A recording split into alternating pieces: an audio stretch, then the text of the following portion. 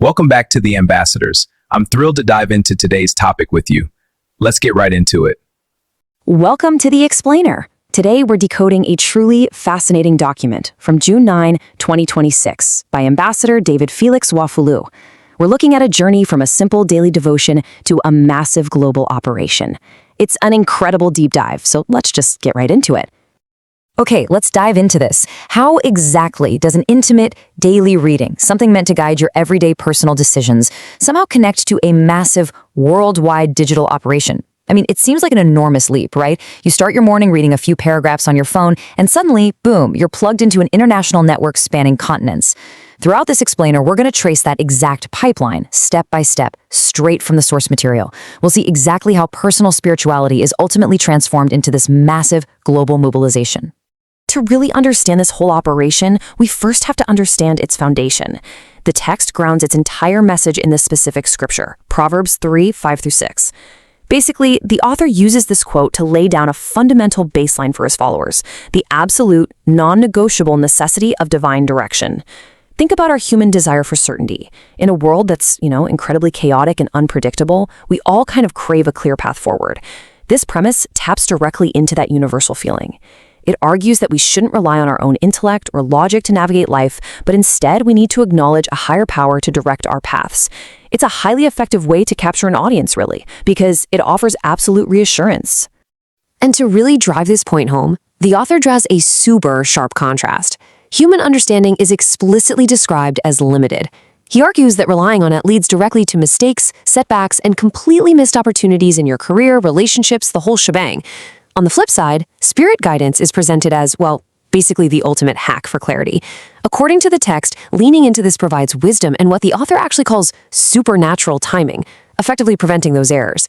It's a brilliant narrative confluence. It establishes a universal problem, human error, and then immediately provides the infallible solution, which perfectly sets up the need for the ministry's continued guidance.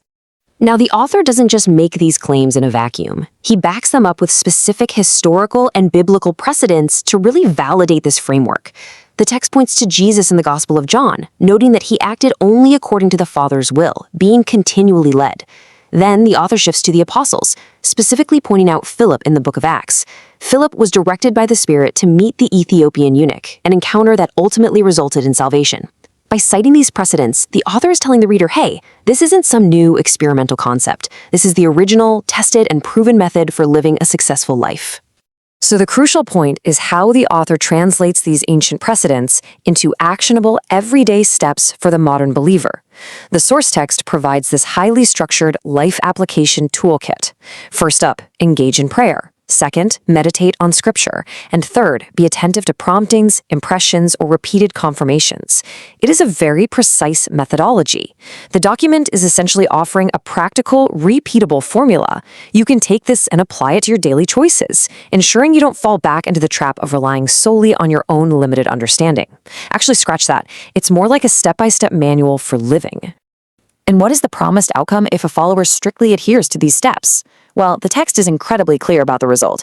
It promises the ability to navigate complex situations, confrontations, and life challenges entirely without fear, all of it backed by an ultimate sense of peace and confidence.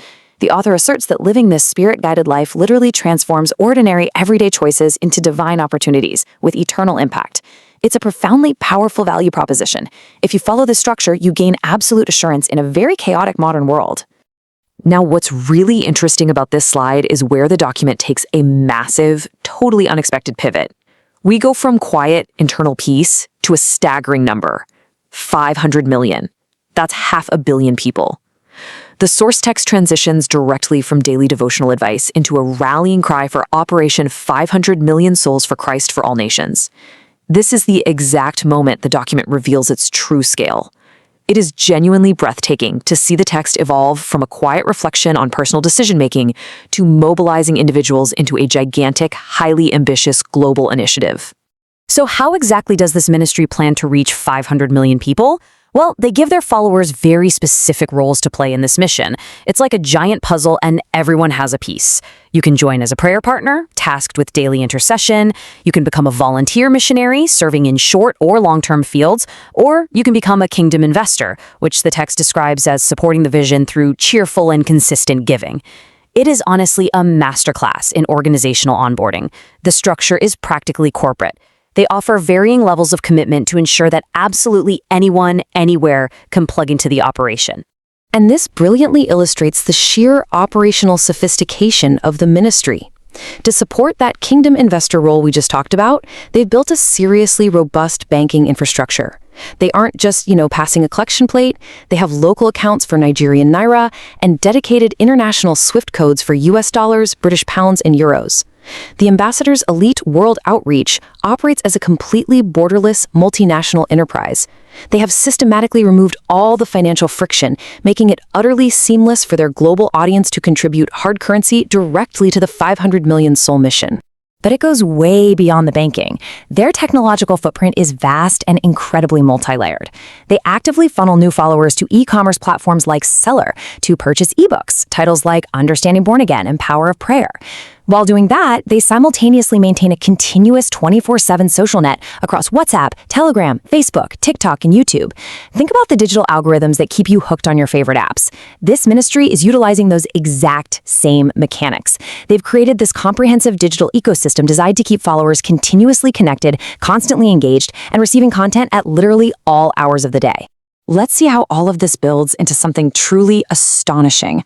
Global prayer time zones. The source meticulously calculates 22 different regions so followers around the world can pray together simultaneously. The logistics of this are just mind-boggling.